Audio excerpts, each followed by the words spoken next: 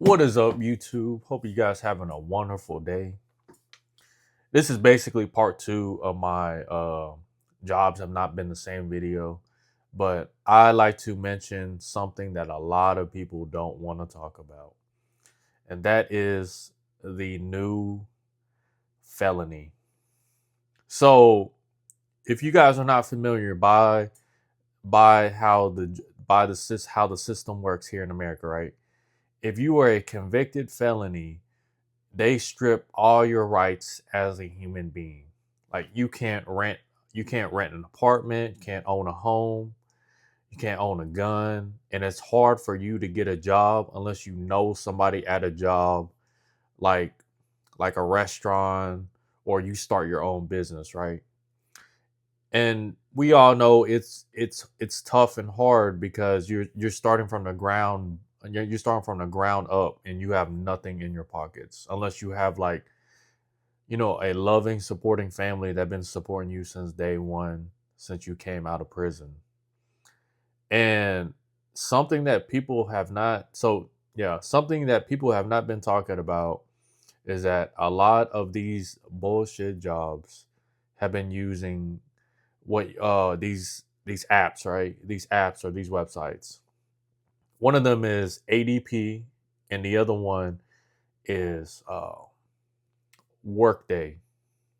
So Workday is like it's like LinkedIn. If I had to describe it, it's like LinkedIn, but it's for like the company you work for, right? They use it to like build a profile on you as an employee. And then ADP is where you can check your pay stubs, you can check your certifications, your profile, like how long you worked at a company, stuff like that, right? It's just like workplace, but it's just got different other features that workplace doesn't have. And something I've learned working a bullshit job that I wasn't expecting to learn, but unfortunately I had to learn because I learned the hard way, right? And that's the fact that when you have a piece of paper in front of you handed by your team lead or supervisor and they tell you, oh no, this isn't a write-up, this is just a verbal warning to keep on record, just to let you guys know, whatever they say is a pile of bullshit. Because let me tell you, anytime you have to sign a piece of paper and they keep it documented, then it's a write-up. That's how write-ups work, right? Regardless of what they say, by the end of the day, they want you to sign that piece of paper because it makes them look good as a team leader supervisor, because it's their job to enforce the rules and regulations and policies that the company tells them to enforce. And if you don't sign that paper, it makes them look bad, and it makes the higher ups get onto them. So I know what you're thinking. I'm like, so why would you sign the paper? You would sign the paper because you don't want to deal with the work drama and the retaliation of your supervisor, team leads, and maybe other co-workers who are ready to attack you for brownie points, right? Just so that way you can quit. I learned the hard way because I learned that there was a constant pattern of people who were getting write-ups and signing, you know, what's quote unquote not a write-up but just a verbal warning, right? And it's starting to make sense. When you sign a write-up, you can't get out of the position that you applied for, right? So you're kind of like at a dead end job.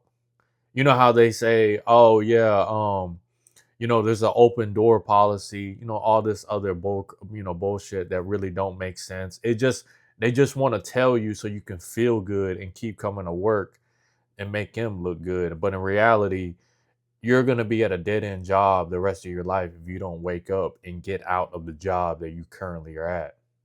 So that was also one of the lessons I learned. And I also found out that if a team lead, if a team lead doesn't like you just because of the way how you look, they will find every sort of fashion and way to throw you under the bus. And what I mean is that they will literally wait in the break room for you and follow you around and wait for you to mess up or violate a safety procedure.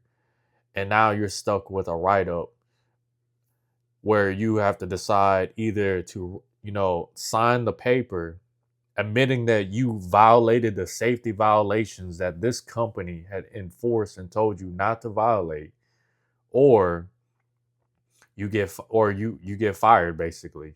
But not really fired, more like you get harassed. You get harassed until to the point where you decide to quit, because most companies are not willing to pay unemployment. So the way how they do it is they build a paper trail, or as what I call work felonies, in order for you to look bad as an employee and for the Department of Unemployment to see this and be like, oh, okay, why are we going to give you unemployment when you're not a good employee? You don't deserve it. Rejection, objection. And now you're just stuck in another predicament, right? You're fired and you get no unemployment. Everybody loves unemployment. Come on. I didn't, take advantage of it during, the whole pandemic, but I heard a lot of people were reaping the rewards.